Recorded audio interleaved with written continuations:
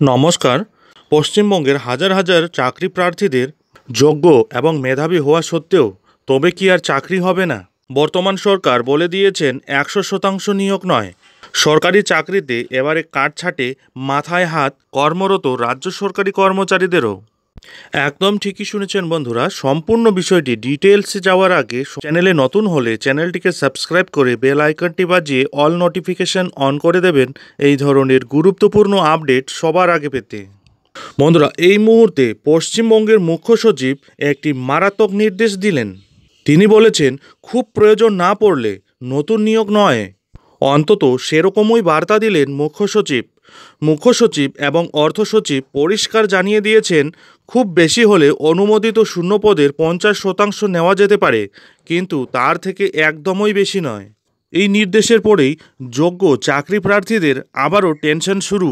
তাই আবার প্রশ্ন উঠছে, তবে কি রাজ্য সরকারের আর্থিক অবস্থার প্রভাব চাকরিতেও পড়ছে?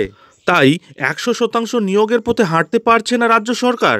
যদিও সরকারি এম্পাওয়ার্ড কমিটির সিদ্ধান্ত বলেই নবান্ন সূত্রের খবর, শূন্যপদ নিয়োগের প্রস্তাবে মাত্র 50% অনুমোদন এম্পাওয়ার্ড কমিটির। নতুন ভবন বা ভবনের সংস্কারে আপাতত অনুমতি নয়, নিতান্তই প্রয়োজনীয় ক্ষেত্র ছাড়া খরচে লাগাম দিতে নির্দেশ। সূত্রের খবর, পুরোটাই খারাপ আর্থিক পরিস্থিতির কারণেই এই অবস্থা। এদিকে কর্মরত সরকারি কর্মচারীদের বেতনসহ অন্যান্য সুযোগ সুবিধা দিতে গিয়েও চাপ বেড়ে চলেছে রাজ্য সরকারের কোষাগারের উপরে। এই পরিস্থিতিতে রাজ্য সরকারের বিভিন্ন দপ্তরে কর্মী নিয়োগ নিয়ে প্রশাসনের শীর্ষ স্তরকে সতর্ক করলেন মুখ্য সচিব বিপি গোপালিকা। শূন্যপদ তৈরি হলেই তাড়াহুড়ো করে নিয়োগ না করার নির্দেশ দিলেন তিনি। সোমবার নবান্নে বৈঠক ডেকেছিলেন মুখ্য সচিব ভগবতী প্রসাদ গোপালিকা। সেখানে রাজ্য সরকারের গুরুত্বপূর্ণ বিভিন্ন দপ্তরের সচিবদের ডাকা হয়েছিল। সেই বৈঠকেই তারা নিয়োগের বিষয়ে আরও হিসাবি হওয়ার সুপারিশ করেন।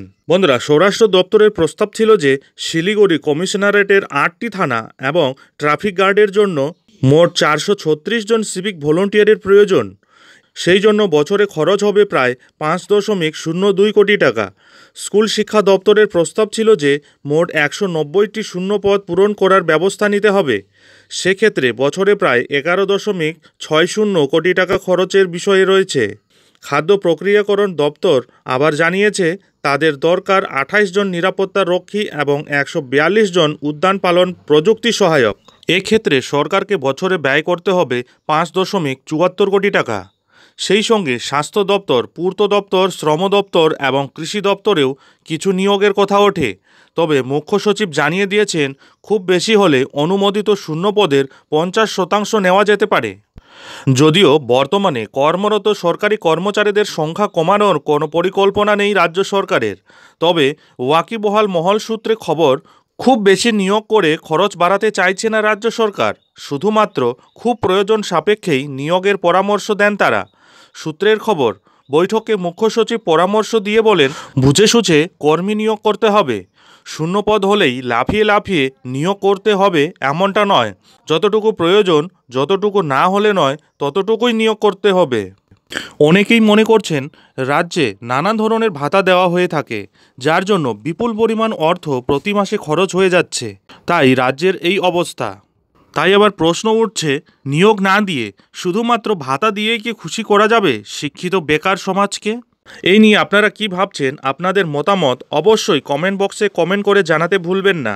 যাই হোক, এখন এ পর্যন্তই। এই ধরনের পরবর্তী আপডেটের জন্য অবশ্যই চ্যানেলে চোখ রাখুন।